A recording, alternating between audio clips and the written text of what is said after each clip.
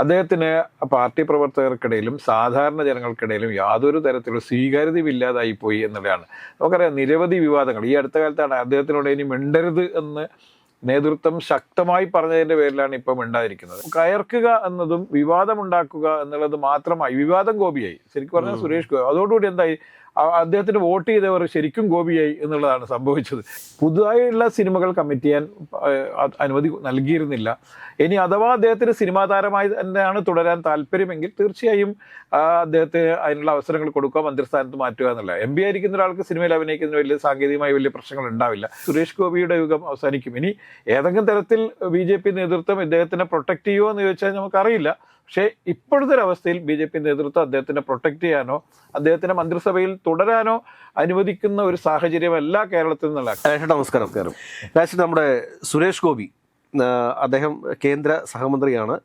ഈ 2024 ലോക്സഭാ തെരഞ്ഞെടുപ്പ് കഴിഞ്ഞ് കഴിഞ്ഞപ്പോഴത്തേക്ക് അദ്ദേഹം കരുതിയിരുന്നു അദ്ദേഹം കേന്ദ്ര ക്യാബിനറ്റ് മന്ത്രിയായിട്ട് വരും എന്നാണ് വിചാരിച്ചിരുന്നത്. അദ്ദേഹം നേരെ ഇവിടുന്ന് ഡൽഹിക്ക് വണ്ടി കയറുകയും അതിനുശേഷം ഡൽഹിയിൽ നിന്ന് പിന്നീട് അദ്ദേഹം തിരിച്ച് നാട്ടിലേക്ക് നരേന്ദ്രമോദിയോട് വഴക്കിട്ട് നാട്ടിലേക്ക് പോരുന്നൊരു കാഴ്ച കണ്ടു. അപ്പോൾ പത്രമാധ്യമങ്ങളിലും പ്രധാനപ്പെട്ട വാർത്തയായിരുന്നു ക്യാബിനറ്റ് പദവി ഇല്ല എന്നതോടുകൂടി ആകെ പുള്ളിക്കാരൻ പ്രശ്നം ഉണ്ടാക്കുന്നു.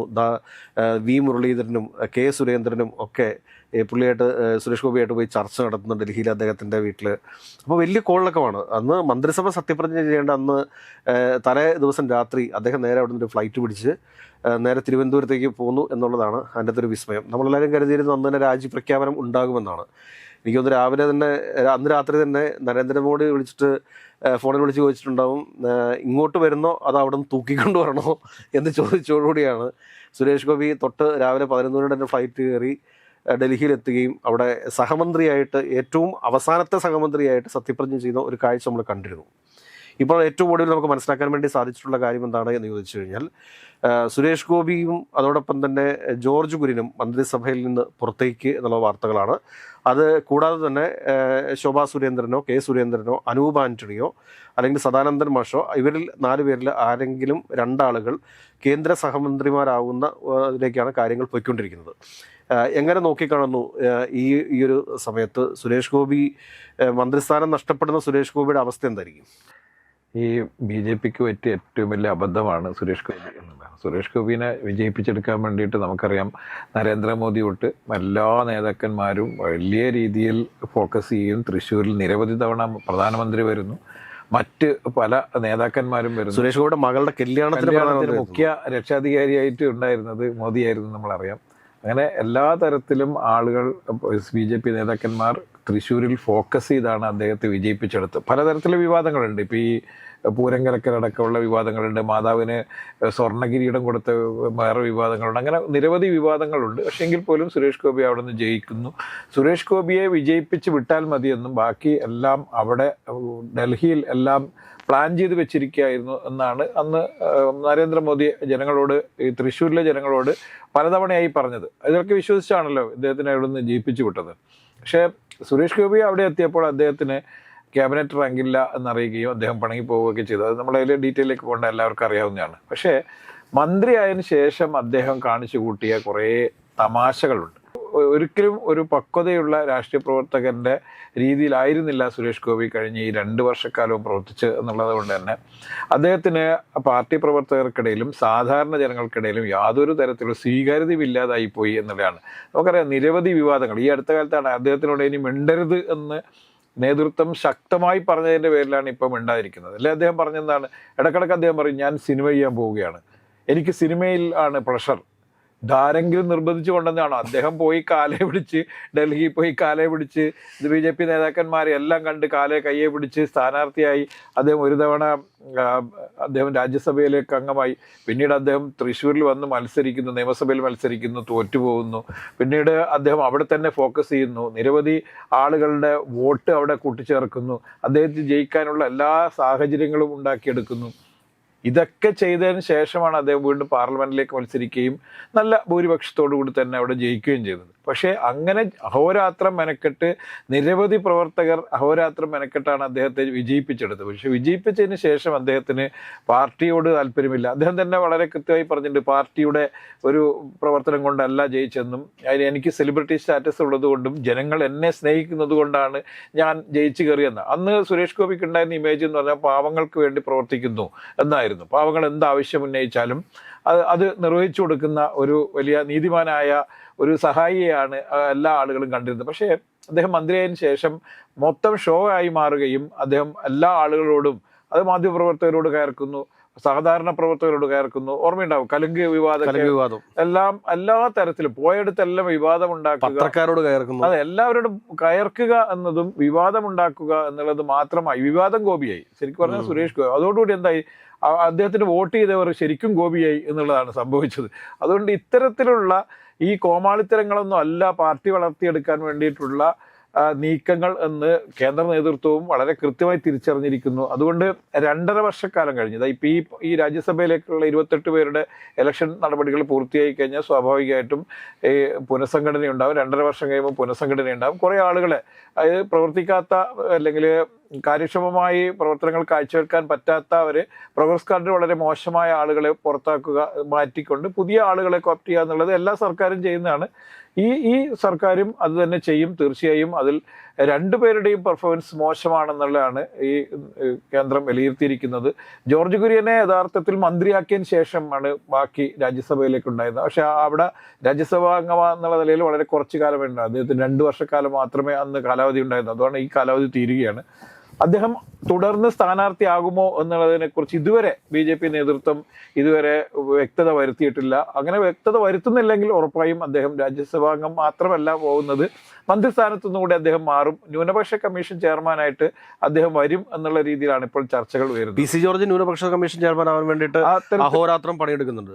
PC ജോർജ് എന്തായാലും വരില്ല. കാരണം അവർക്കറിയാം PC ജോർജിനെ ഈ ന്യൂനപക്ഷ കമ്മീഷൻ ചെയർമാനാക്കിയ ഉള്ള ന്യൂനപക്ഷവും ഓടി രക്ഷപ്പെടും എന്നുള്ളത്. അതുകൊണ്ട് തീർച്ചയായും അദ്ദേഹം ഒരു ചെയർമാനാവില്ല.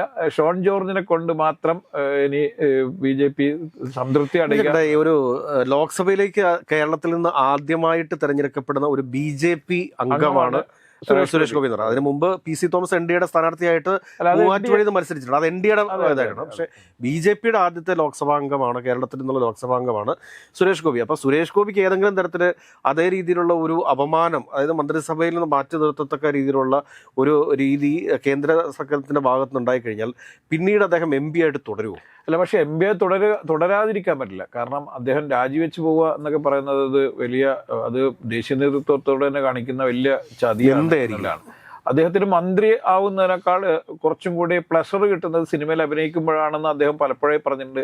അമിത്ഷാനെ കണ്ട് അദ്ദേഹം അഭ്യർത്ഥിച്ചിട്ടുണ്ട്, എനിക്ക് സിനിമയിൽ അഭിനയിക്കാൻ ഉള്ള ഇത് തരണം, അനുമതി തരണം എന്ന്. പക്ഷേ അമിത്ഷാ അദ്ദേഹത്തോട് പറഞ്ഞത് നിങ്ങൾ കുറച്ചുകൂടി ഡൽഹി കേന്ദ്രീകരിച്ച് പ്രവർത്തിക്കണം എന്നായിരുന്നു. സിനിമയിൽ അഭിനയിക്കാൻ വേണ്ടിയിട്ടല്ല ഞങ്ങൾ സ്ഥാനാർത്ഥിയാക്കിയത് എന്നുള്ള കൃത്യമായ സന്ദേശമാണ് അന്ന് നൽകിയത്. പക്ഷേ അദ്ദേഹം എനിക്ക് സിനിമയിൽ കുറേ അവസരം, ഞാൻ സിനിമയിൽ ഓഫറുകളുണ്ട്, അതുപോലെ തന്നെ ഞാൻ നേരത്തെ തന്നെ അഡ്വാൻസ് മേടിച്ച ചില സിനിമകളുണ്ട്, തീർക്കാനുണ്ട് എന്നൊക്കെയായിരുന്നു. അങ്ങനെ തീർക്കാനുള്ള സിനിമകൾ തീർക്കാൻ വേണ്ടിയിട്ട് അന്ന് അവസരം കൊടുക്കുക, അങ്ങനെയൊക്കെയാണ് ഒറ്റക്കൊമ്പനൊക്കെ ചെയ്യുന്നതൊക്കെ. നേരത്തെ തന്നെ അഡ്വാൻസ് മേടിച്ചതാണ് എന്നുള്ളത്. പക്ഷേ പുതുതായുള്ള സിനിമകൾ കമ്മിറ്റ് ചെയ്യാൻ അനുമതി നൽകിയിരുന്നില്ല.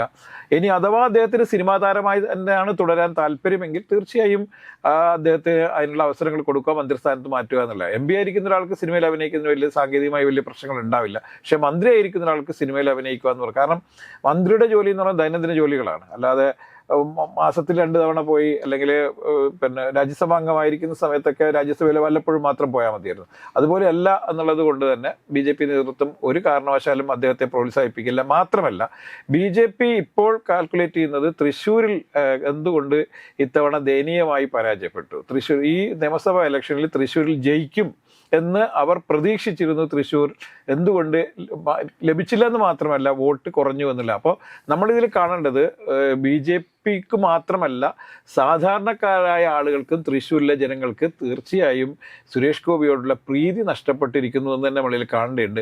BJP നേതൃത്വം അത് വളരെ കൃത്യമായി തിരിച്ചറിയുന്നുണ്ട്. സുരേഷ് ഗോപിയുമായി പോയി കഴിഞ്ഞാൽ 5 വർഷം തികയ്ക്കുമ്പോഴേക്ക് ഒരിക്കൽ പോലും പിന്നീട് ആ പാർലമെന്റ് മണ്ഡലം കിട്ടാൻ സാധ്യതയില്ലാത്ത രീതിയിൽ അദ്ദേഹം വഷളാക്കിയിട്ടുണ്ട് എന്നുള്ളത്. അത് MP ആയിട്ട് അദ്ദേഹം തുടരുമായിരിക്കും, പക്ഷേ മന്ത്രിയായിട്ട് അദ്ദേഹത്തിന് തുടരാനുള്ള സാധ്യത വളരെ കുറവാണ്. മാത്രമല്ല അദ്ദേഹം ഈ പലതരത്തിലുള്ള ഈ അവകാശവാദങ്ങൾ ഉന്നയിക്കുന്നു, പല വികസന പ്രവർത്തനങ്ങളും കൊണ്ടുവരും എന്ന് അദ്ദേഹം നേരത്തെ തന്നെ പ്രഖ്യാപിക്കുന്നു. എയിംസ് ആണ് ഏറ്റവും കൂടുതൽ BJP പ്രതിരോധത്തിലാക്കിയത് നമ്മൾ കാണേണ്ടി. BJP മാത്രമല്ല, കേന്ദ്ര സർക്കാരിനെ തന്നെ പ്രതിരോധത്തിലാക്കിയതിൽ ഒരു മുഖ്യ പങ്കാളി എന്ന് പറയുന്നത് ഈ പറയുന്ന സുരേഷ് ഗോപിയാണെന്നുള്ള കാര്യത്തിൽ യാതൊരു സംശയമില്ല. പിന്നെ മാത്രമല്ല അദ്ദേഹം ടൂറിസം മേഖലയിൽ ചില സ്വയം പ്രഖ്യാപനങ്ങൾ നടത്തി. അമ്പലങ്ങൾ കേന്ദ്രീകരിച്ചുകൊണ്ട് അമ്പലങ്ങൾ, പ്രധാനപ്പെട്ട അമ്പലങ്ങളിലൊക്കെ സ്പിരിച്വൽ ടൂറിസം എന്നൊക്കെ പറഞ്ഞിട്ട് ഇതൊക്കെ അദ്ദേഹം വെറുതെ ഇങ്ങനെ പറഞ്ഞുകൊണ്ടിരിക്കുന്നതല്ലാതെ യഥാർത്ഥത്തിൽ അദ്ദേഹം അതിനുവേണ്ടിയുള്ള എന്തെങ്കിലും ഒരു പ്രോജക്റ്റ് ഉണ്ടാക്കുകയോ എന്തെങ്കിലും കേന്ദ്ര സർക്കാരിന് സമർപ്പിക്കുകയോ ചെയ്തിട്ടില്ല. ഇപ്പൊ കഴിഞ്ഞ ഈ ബഡ്ജറ്റിൽ, കേന്ദ്ര ബഡ്ജറ്റിൽ കേരളത്തിന് ഒന്നും ലഭ്യമായിരുന്നില്ല. കേരളത്തെക്കുറിച്ച് വലിയ ധാരണയുണ്ടായിരുന്നുവെങ്കിൽ, അല്ലെങ്കിൽ എന്തെങ്കിലുമൊക്കെ പദ്ധതികൾ ഉണ്ടാക്കണമായിരുന്നെങ്കിൽ ജോർജ് കുര്യനും അതുപോലെ തന്നെ ഈ സുരേഷ് ഗോപിയും നേരത്തെ തന്നെ പദ്ധതികൾ ഉണ്ടാക്കുകയും അത് കേന്ദ്ര സർക്കാരിന് സമർപ്പിക്കുകയും ചെയ്തത് തീർച്ചയായും ഈ ബഡ്ജറ്റിൽ ഉൾപ്പെടുമായിരുന്നു. ഇനിയും ഈ ബഡ്ജറ്റിൽ എങ്ങനെ ഉൾപ്പെടുത്തുന്നതിനെ കുറിച്ചിട്ട് സുരേഷ് ഗോപി എന്തെങ്കിലും ചിന്തിച്ചിട്ടുണ്ടോ എന്നതിനെക്കുറിച്ച് ചിലപ്പോൾ അദ്ദേഹത്തെ നേരിട്ട് അറിയാവുന്ന ഒരാൾ നിലയിൽ ഞാൻ പറയാം, അദ്ദേഹം ഒന്നും ചിന്തിച്ചിട്ടുണ്ടാകാനുള്ള വളരെ സാധ്യത വളരെ കുറവാണ്. കാരണം ഒരു രാഷ്ട്രീയക്കാരൻ്റെ പക്വതയോ അല്ലെങ്കിൽ ഈ രീതികളോ ഒന്നും ഇപ്പോഴും പഠിച്ചിട്ടില്ലാത്ത സുരേഷ് ഗോപിക്ക് ഇങ്ങനെ വർത്തമാനം പറയുകയും ഓരോരോ ഓളം ഉണ്ടാക്കുകയും ചെയ്യല്ലാതെ ഒരിക്കലും അദ്ദേഹത്തിന് ഒരു പക്വതയോടുകൂടിയുള്ള ഒരു പ്രവർത്തനം കാഴ്ചവെക്കാൻ പറ്റുകയില്ല എന്നുള്ളതാണ്. കാരണം അദ്ദേഹത്തിന് പറ്റിയ പണിയല്ല ഇത് എന്നുള്ളതാണ്. അദ്ദേഹം സ്ക്രിപ്റ്റിനനുസരിച്ച് അഭിനയിച്ച് ശീലിച്ച ഒരാളാണ്. സ്ക്രിപ്റ്റ് ഇല്ലാതെ വരുമ്പോഴാണ് അദ്ദേഹം പലപ്പോഴും പല സ്ഥലത്തും പരാജയപ്പെട്ടു പോകുന്നതാണ്. അതുകൊണ്ട് സുരേഷ് ഗോപിയുടെ യുഗം അവസാനിക്കും. ഇനി ഏതെങ്കിലും തരത്തിൽ BJP നേതൃത്വം ഇദ്ദേഹത്തിനെ പ്രൊട്ടക്ട് ചെയ്യുമോ എന്ന് ചോദിച്ചാൽ നമുക്കറിയില്ല. പക്ഷേ ഇപ്പോഴത്തെ ഒരവസ്ഥയിൽ BJP നേതൃത്വം അദ്ദേഹത്തിനെ പ്രൊട്ടക്ട് ചെയ്യാനോ അദ്ദേഹത്തിനെ മന്ത്രിസഭയിൽ തുടരാനോ അനുവദിക്കുന്ന ഒരു സാഹചര്യമല്ല കേരളത്തിൽ നിന്നുള്ള. കാരണം കേരളം അവരിപ്പോൾ ലക്ഷ്യമിടുന്നുണ്ട്. കേരളത്തിൽ ഒരു 10 വർഷം കഴിയുമ്പോൾ കേരളത്തിൽ ഒരു മുഖ്യമന്ത്രി ഉണ്ടാവണം, BJPക്ക് ഒരു മുഖ്യമന്ത്രി ഉണ്ടാവണം എന്ന് BJP നേതൃത്വം ആഗ്രഹിക്കുന്നുണ്ട്. അതിനനുസരിച്ചുള്ള പ്രവർത്തനങ്ങളാണ് ഇവർ നടത്തിക്കൊണ്ടിരിക്കുന്നത്. അതിനിടയിൽ ഇത്തരത്തിലുള്ള കോമാളി വേഷങ്ങളൊക്കെ വന്ന് ആടിക്കഴിഞ്ഞാൽ തീർച്ചയായും അതിനുള്ള സാധ്യത വളരെ കുറയും എന്നുള്ളത് കൊണ്ട് തീർച്ചയായും അനൂപ് ആന്റണി ആയിരിക്കും ചിലപ്പോൾ ഒരു മന്ത്രിസഭയിലേക്ക് വരാനുള്ള സാധ്യത, അല്ലെങ്കിൽ സദാനന്ദ മാഷും ചിലപ്പോൾ മന്ത്രിസഭയിലേക്ക് വരാൻ സാധ്യതയുണ്ട്. കാരണം ഇവരൊക്കെ വളരെ സീരിയസ് ആയിട്ട് ഈ സ്ഥാനങ്ങളൊക്കെ കാണുകയും അത് വളരെ പക്വതയോടുകൂടി കൈകാര്യം ചെയ്യാൻ പറ്റുന്ന വ്യക്തികളുമാണ് എന്നുള്ളത് കൊണ്ടാണ് അവരിലേക്ക് സാധ്യതകൾ ഞാൻ കാണുന്നത്.